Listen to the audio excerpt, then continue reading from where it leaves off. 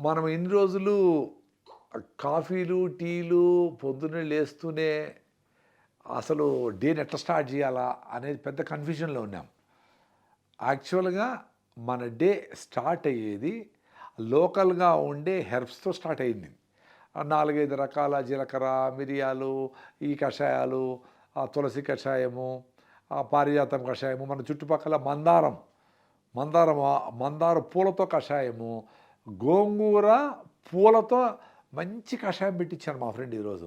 So, ఇయన్నీ ఇంత alternative ఉండింది మనకి.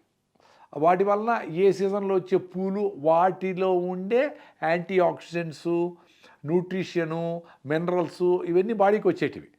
అట్లా నేచర్‌ని, చెట్లని మనం ప్రొటెక్ట్ చేసుకుంటూ, మనకు కావాల్సిన ఆరోగ్యాన్ని కూడా ప్రకృతి ద్వారా పొందేవాళ్ళం.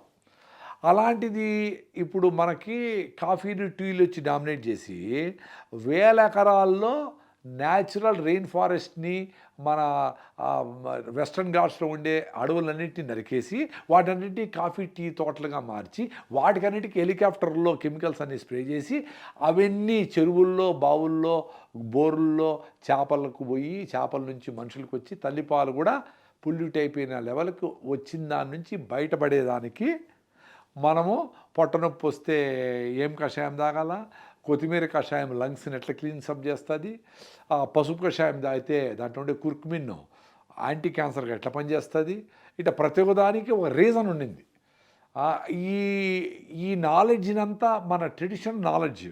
వీటి వల్ల మనకు డిపెండెన్సీ తగ్గిపోయి డాక్టర్ దగ్గరికి పోవడము, హాస్పిటల్‌కి పోవడము, టెస్టులు పోవడము ఇవన్నీ అవసరం లేకుండా ఏదో దగ్గు వచ్చినా, జలుబు వచ్చినా, తలనొప్పి వచ్చినా, పొట్ట నొప్పి వచ్చినా సింపుల్‌గా ఇలాంటి కషాయాలు తీసుకొని ఆహారం తినకుండా ఉపవాసం చేసుకొని, ఫాస్టింగ్ చేసుకొని బయటపడే స్కోప్ ఉన్నంత నాలెడ్జ్‌ని మనము రీగెయిన్ చేసుకొని ఈ కషాయాలన్నీ మనము alternative to coffee and tea ఏదైతే వందల సంవత్సరాలు టైం టెస్టెడ్ ప్రూవను పెద్దోళ్ళు వాడుతున్నారు అది పర్ఫెక్ట్.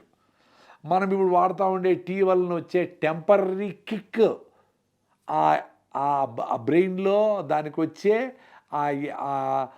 రిసెప్టార్స్కి వచ్చే ఆ కిక్ అనేది వెరీ టెంపరరీ. అందుకనే కాఫీ తాగిన గంట తర్వాత మళ్ళీ కాఫీ తాగాలనిపించేది, టీ తాగాలనిపించేది.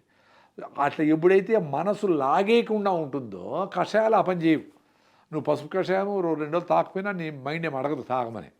అందుకనే న్యాచురల్ ఫుడ్ అయినా మనకు మంచి చేసేటివి ఏవైనా కానీ అద్భుతంగా అడ్వర్టైజ్మెంట్లో సినిమా యాక్టర్ లాగా అట్లా పడి ఫెయిర్ అండ్ లవ్లీ లాగా అట్లుండవు. అవన్నీ న్యాచురల్గా నీకు అవసరం వెంబడి వాడుకుంటూ, అవసరం లేకపోతే నీకు వీలు కాకపోతే ఆ సీజన్లో రాకపోతే వాడుకోకపోయినా దాన్ని లాగేసేట్లుగా మైండ్ ఉండదు కాబట్టి దే ఆర్ నాన్ అడిక్టివ్. నీ బ్రెయిన్ని వీక్ చేయకుండా ఉంటాయి. సో మన ట్రెడిషనల్గా మనం వాడుతూ ఉండే శొంఠి కషాయము, పసుపు కషాయము, మనం జలుబుకి ఏమి పెద్దోళ్ళు చెప్పినట్టు సూపర్ సూపర్ సూపర్ వాటన్నిటినీ వాడి చూడండి.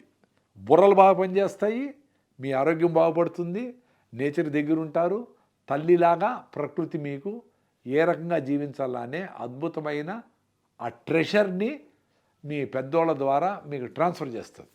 ఈ ఈ కషాయాలన్నీ మనం జనరల్గా వేడి నీళ్ళలో వేసుకొని కలుపుకొని తాగుతాము. బాగా నీళ్ళని వేడి చేసి పారిజాతము ఒక 5, 6 ఆకుల్ని వేడి నీళ్ళల్లో వేసి పైన మూత పెట్టి 5 నిమిషాలు, ఎక్కువ అవసరంలే, 5 నిమిషాలు వేడి చేసి స్విచ్ ఆఫ్ చేసి గ్యాస్ ఆఫ్ చేసి వడగట్టుకొని దాంట్లో అవసరం అనుకుంటే తాటి బెల్లం కానీ, కాస్ట్లీ తాటి బెల్లము రేట్ ఎక్కువ అనుకుంటే ఆర్గానిక్ చెరుకు బెల్లం కానీ, లేదు తేనె కానీ వేసుకొని పొద్దున్నే వేడిగా అట్లా ఫ్రెష్గా తాగితే ఈ కాఫీలు, టీల నుంచి బయటపడతారు. మీ బ్రెయిన్ యాక్టివ్గా పనిచేస్తుంది. ఈ కషాయాల వలన వచ్చే advantage both physical and psychological. So అట్లా మనము ఆ పసుపు కషాయం తాగడము, పసుపు రాత్రి పడుకునేటప్పుడు ఒక స్పూను, అర స్పూను పసుపు, ఆర్గానిక్ పసుపుని వేడి నీళ్ళలో కలుపుకొని తాగడము. అదే పెయిన్స్కు పారిజాతం ఆకుల నుంచి కషాయం తాగడము, జామా కషాయం తాగడము, క్యాన్సర్లు ఇలాంటి వచ్చిన వాళ్ళకి వచ్చే స్కోప్ ఉండే వాళ్ళకి ఆ రావ్యాకు చెట్టు కషాయాలు తాగడము. అంటే పత్ర కషాయాలని గరిక, మన తులసి, రావి, వేప, కానుగ ఇలాంటి కషాయాలు కూడా ఎప్పుడు వీలైతే అప్పుడు ఇవన్నీ లెక్క పెట్టుకొని ఇట్లే తాగాలని ఏం లేదు. ఎప్పుడు కాఫీ టీ తాగాలనిపిస్తుందో ఆల్టర్నేటివ్గా మీ ఇంట్లో ఉండే దినుసులతోనే జీలకర్ర కషాయము, చెక్క వేసుకొని లవంగాలు, మిరియాల కషాయము, ఇవన్నీ ఏదో ఒకటి చేసుకొని ఆల్టర్నేటివ్గా తాగి ఈ ప్రకృతికి, పర్యావరణానికి, మన ఆరోగ్యానికి, మన బుర్రలను పాడు చేసే కాఫీ టీ నుంచి దూరం ఉండాలా అని ఆశిస్తున్నాను.